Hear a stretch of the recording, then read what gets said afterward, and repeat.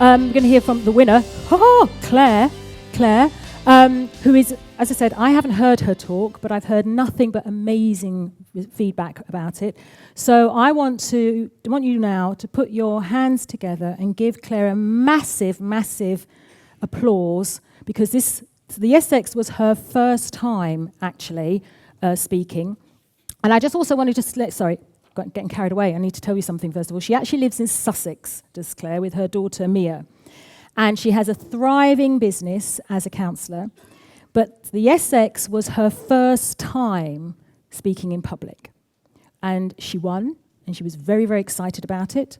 And this evening she's going to be talking about sacred wounds. So, can we please have a big round of applause for Claire?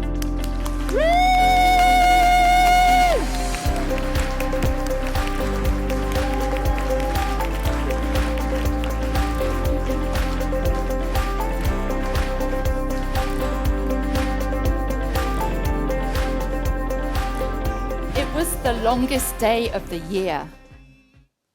The sun hanging high in the sky, as if holding its breath and waiting for him to die.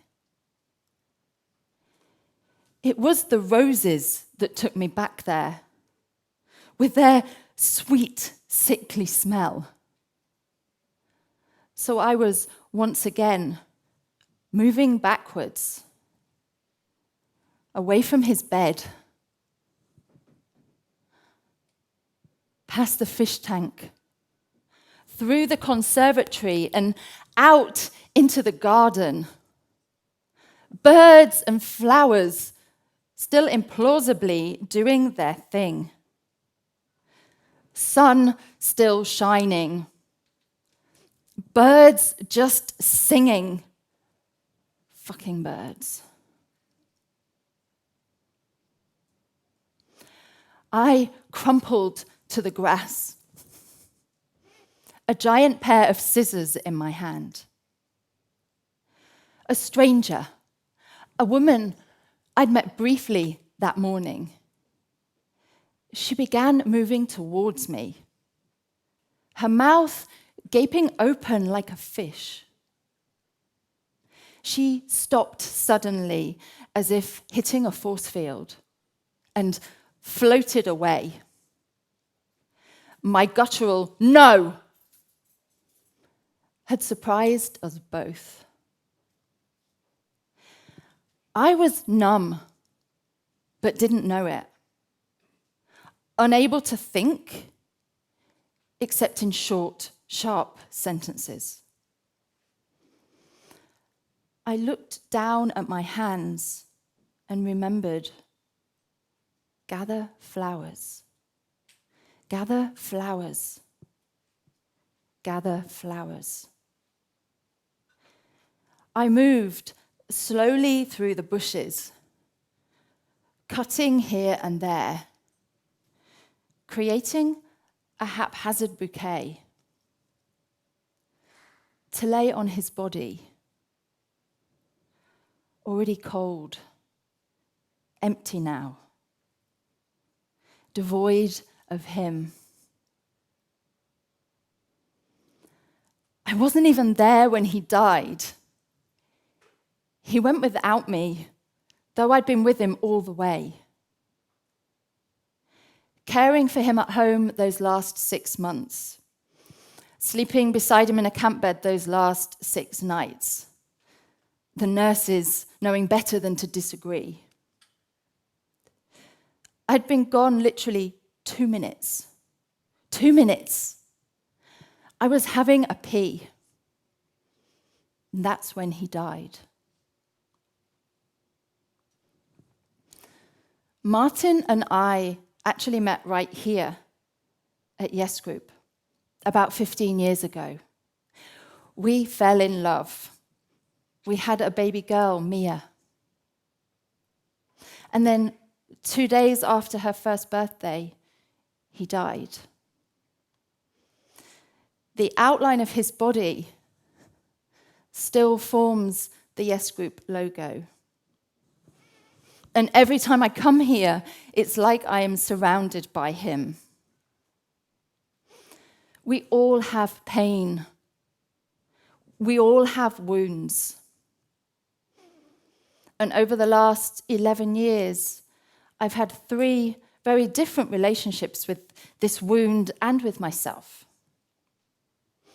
This is a map of my journey and some of the treasures I found along the way. So first, I detached from the pain.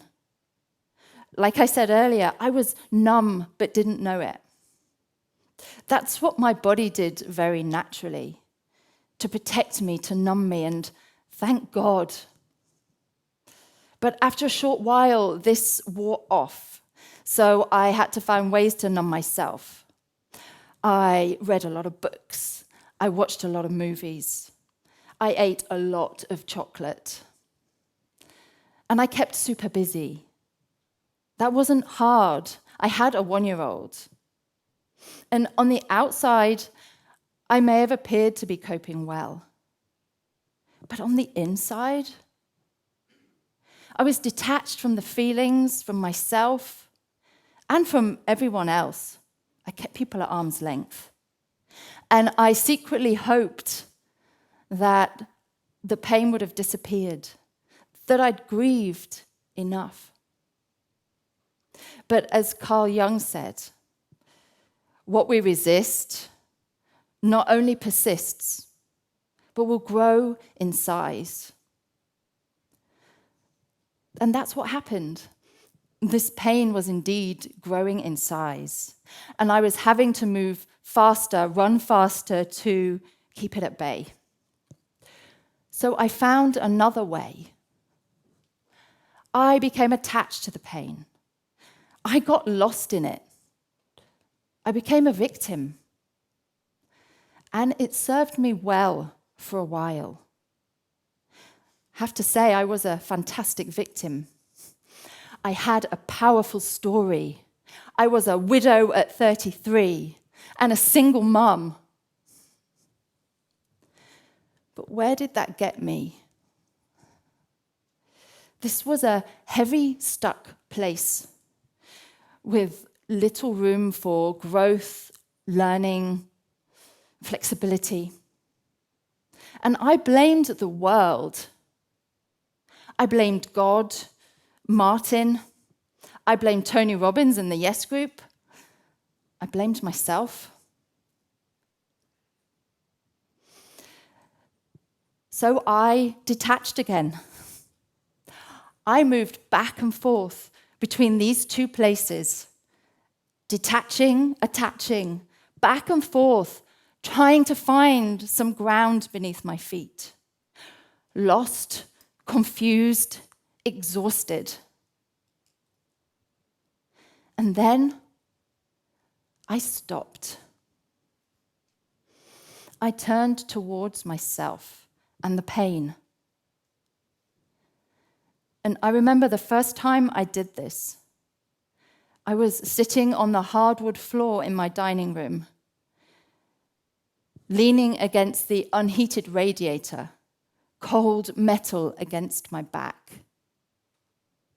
And I was terrified, literally terrified that I would die, drown, dissolve, that if I stayed with these feelings, they would swallow me up and I would never escape. But I stayed anyway. It was as if I were whispering to myself, I will stay with you, however you are.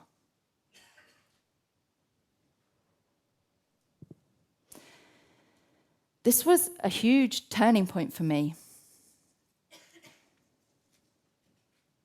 You see, all my wounds had been about people leaving. And I had been leaving myself. Who taught me to turn away when I was hurting the most? Who taught me my wounds were flaws? Who taught me to turn away from pain rather than face it? What if my wounds are not something that make me in spite of them, but they are the making of me? What if our wounds are in fact doorways to our healing and our greatness? When I turn towards my wound in this way, I allowed it to become sacred. And this was one of the most profound gestures of my life. So, what is this place I stumbled upon? This is a place of grace, a place of healing. The more I welcome the places I hurt, the more whole I become, the more healed I become, the more sacred my wounds and my life become.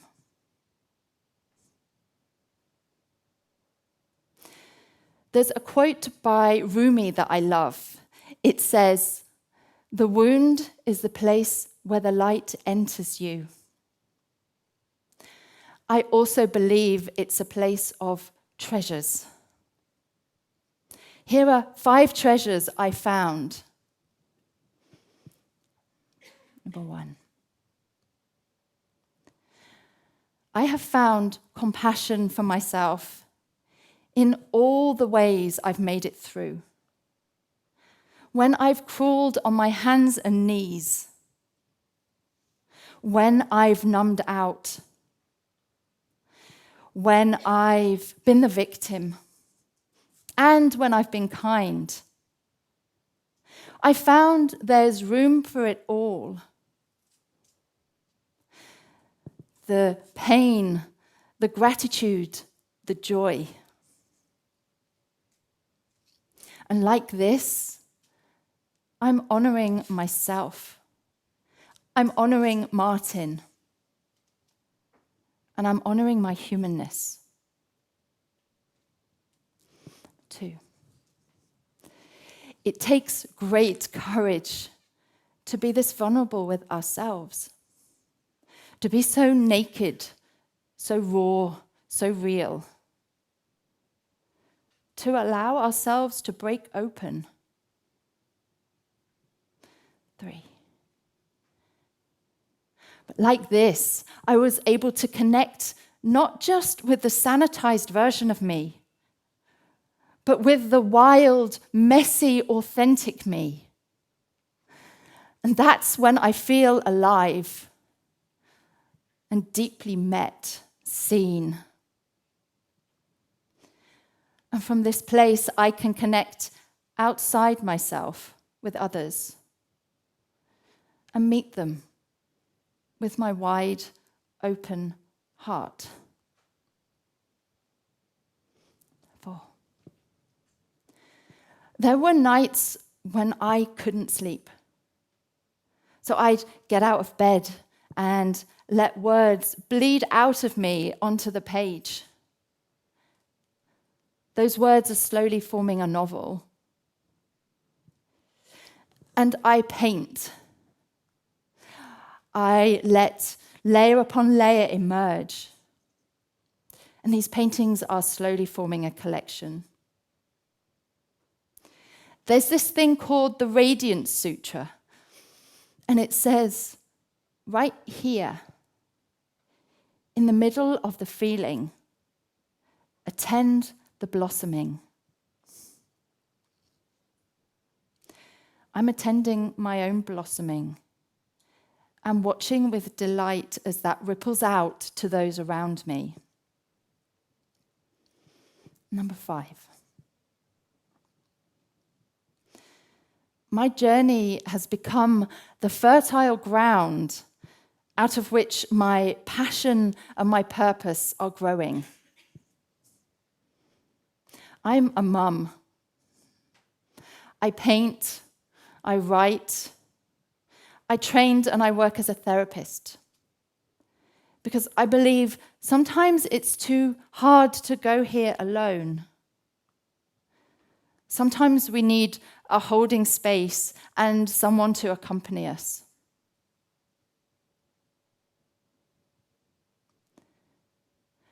Which of your wounds is ready to be turned towards and made sacred? I wonder what treasures you might find buried there. And I wonder how the world would be if we could each turn towards ourselves and say, I will stay with you, however you are. I will stay with you, however you are. Thank you.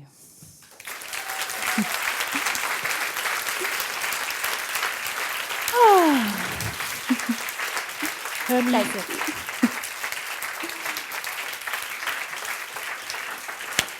Thank you, honey. That was amazing. Thank you, Dane. So, how amazing was that? Did you really feel that? No, where are you going? Where are you going? Get your back up here. My, people are in a hurry because we want to say thank you. And we'll say thank you very much for that speech. And there you go, a little Thank journal. you so much. I preferred that to the cap. Yeah. Okay. But I hope you enjoy that. It's got the yes Yes, logo got the yes on. logo. Yay. Yeah, Thank yes. you. You'll always remember him. Awesome. I will anyway, yes. Thank you very Thank much. you so Take much. care, Claire.